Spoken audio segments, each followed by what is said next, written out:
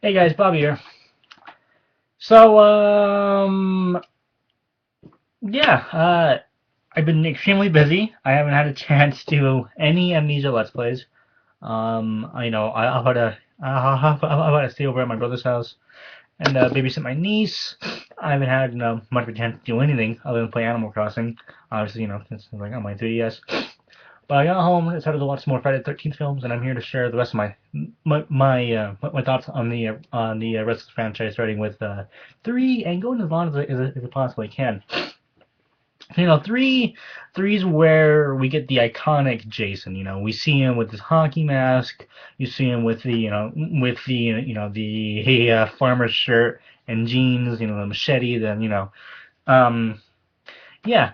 But other than that, I for some reason I used to be able to enjoy it more, but now that I've been revisiting the series, there are some movies I've noticed where that are just much weaker than I thought they were in the beginning. I still love the series to death.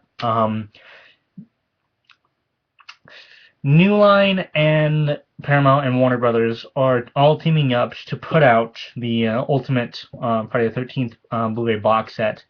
Um, that blew my freaking mind. So I still love the series to death, but I noticed that three now rates much lower than I used to put it. This damn lab's like way too bright. There we go. Made it even worse. God damn it. No, screw up. I'm just over here.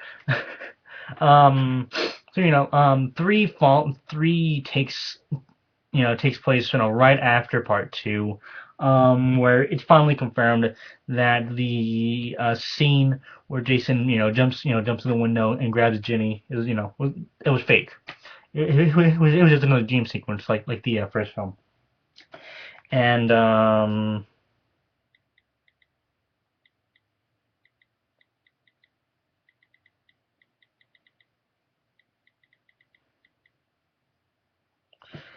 sorry, I'm texting. And we see him somehow recover from his wound. Uh, we see the bloody machete. That was put through his shoulder by Ginny at the end of Friday the 13th. Yeah, and we see his sack right there. So while the ending of part two is still confusing as hell, I'm still not even sure if what's his face survived. I'm still not sure, but anyways, um, some kids are traveling near the campsite to party. They have a cabin, and they're all gonna hang out there. But the main difference here is that it's not. I'm not entirely sure if it's on Crystal Lake. Um, it would make sense, but they don't. We very rarely ever see a lake. We see well, it should be like a pond, but not a lake. So it's very confusing as to where exactly this movie is. We do kind of see where the franchise takes place. In one of the scenes, some characters go to a little drugstore. We see a big sign that says New Jersey on it, so it has to be in New Jersey or something. Anyways, uh, in a lot of respects, this movie is very weak. It's all over the place. The only likable character is the special effects dude. I don't know why, but I've always liked him. Um, uh,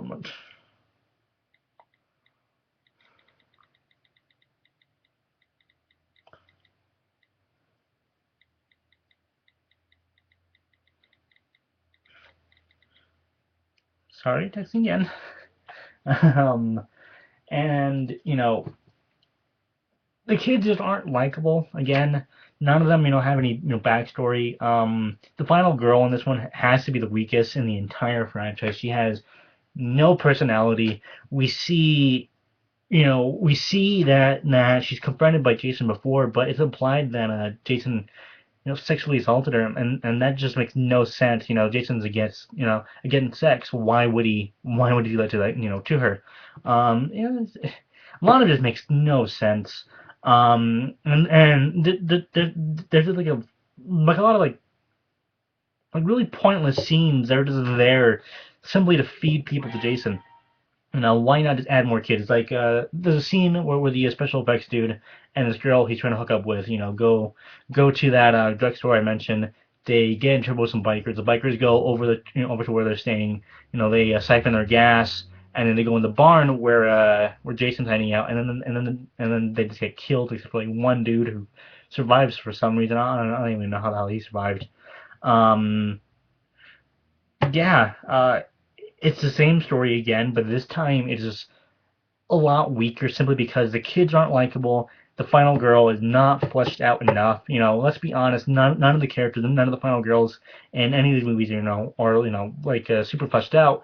But at least Alice and Jenny were likable in the first two movies, and now this one, I don't even remember her name, which is not likable at all. She was doing a scream. A lot of the film, is obviously very gimmicky, because it was shot entirely in 3D. So we have not entirely in 3D. There's like certain scenes in 3D. Excuse me. So we have like scenes where we're just there to show off, the 3D effects. Like there's one scene where the dude like playing like a yo-yo, and it's like what, it's a good effect and all, but why not exploit the gimmick for more of its kills? Like there's like one kill where Jason squeezes the guy's head and like eyeballs pop out, and while it's obviously fake, we still wire and everything, it produces a very very fun 3D effect. Uh, so yeah, three has to be one of the weaker ones, especially of the original Paramount 8. It goes in order of weakest films. It goes part 8, part 3, and then part 7. Some people would differ from me. A lot of people despise part 5. Not part 5. Part 4 is where things start getting better. Now they've changed it up a lot. In this film, kids are going to party again, so they rent out a cabin that is not too far from another cabin that Corey Feldman. This little this lamp's like pissing me off. Screw it, I'm turning it off. Where Corey Feldman's and his sister and mother. I'm guessing his parents are divorced. I don't know, something like that, or staying. Corey Feldman is really us personified in the body of like an 8-year-old kid. It's kind of weird to say that, but I think Corey Feldman really makes that movie work for a lot of reasons. So this one again takes place right after part 3. you know, part 3, part 4, we see, paramedics, police, whatever, go to the scene, after what's her face kills Jason, apparently, in the barn in part 3. They, take him to the hospital, thinking he's dead. Turned out he's not. He escapes somehow. Then for some reason he ends up in the woods where Corey Feldman and all those kids and his sister and mother are staying, and he slaughters them one by one. But this time the kids are likable again. We have Crispin Glover, who was like who was this I just broke up with who just broke up with like some chick. Now he's trying to get laid. His friend Teddy, he's like one of the cockiest dudes ever. You know, and there's like a character who's like trying to hook up with some other guy who just happens to be trying to hook up with her. Works out perfectly. They killed him there, but down with that. There's some twins. Then we have Corey Feldman's sister and his mother. They're all very likable. And again, Corey Feldman is the highlight of this movie. He really is us personified. He likes video games. We see him. I think he's playing like Commodore or something. To my text one minute.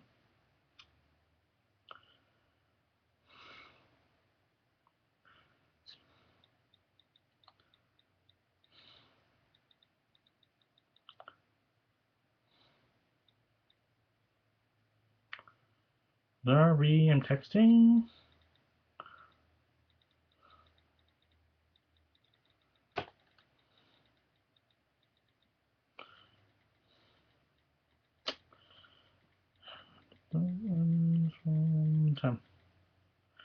I apologize.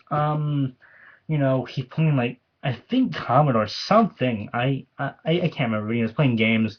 He's really into making latex monster masks. Special effects like stuff like that. He's a goddamn nerd. Like a lot of us who are still watching the movies, to this day, which is really like ironic. I'm guessing at the time, like a lot of frat boys, once saw the movie, but haven't watched the movie since.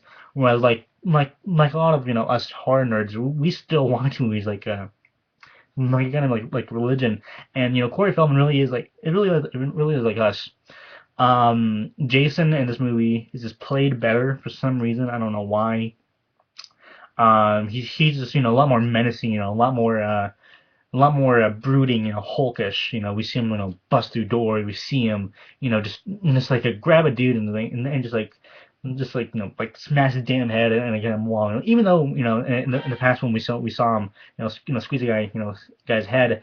In part 3 and part 2 and 3, he was kind of like this bumbling redneck, and this one he's just like a lot more brooding, stronger, and it's just great to see. We also get the return of Tom Savini, helming the special effects in this movie, which is just great, great, great.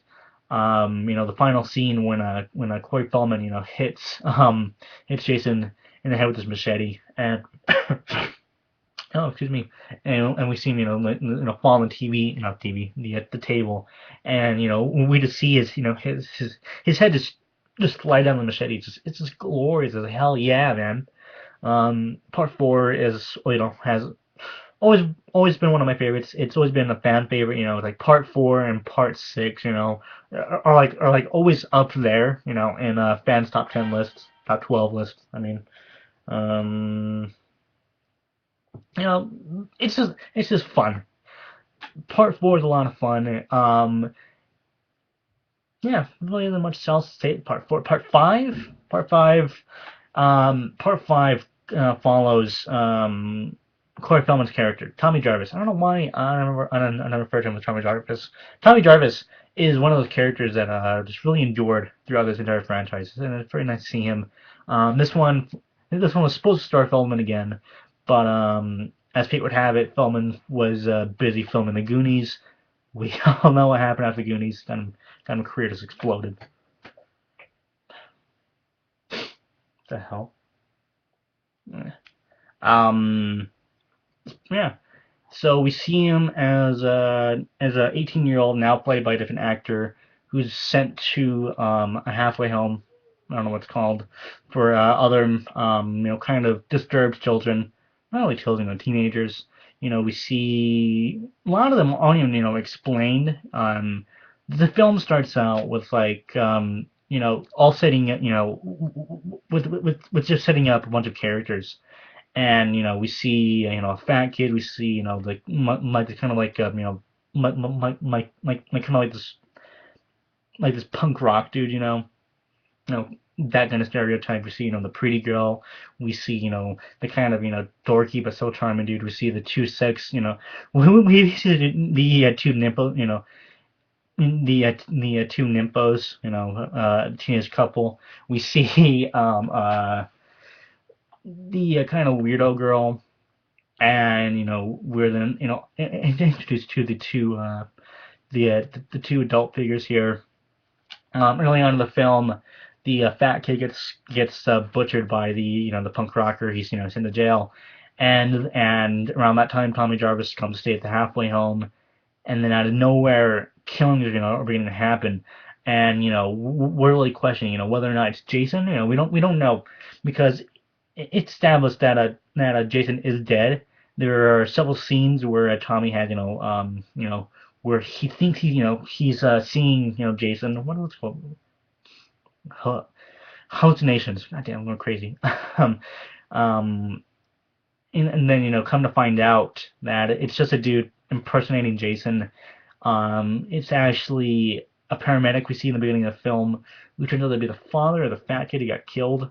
I don't know what the hell happened there, but early on, it's kind of implied that Tommy Jarvis is a killer, and I really would have liked to seen that, especially after the ending. The ending was great. We see, a dream sequence in which, in which Tommy kills one of the adults, and then and switches over to it's real life, and the lady, I think her name was like Pam, something like that, and she comes in, the windows are broken, like, oh shit, Tommy's escaped, and then we see the door closed, and we see Tommy, about to stab her, and then freeze frame, end credits. That was the end.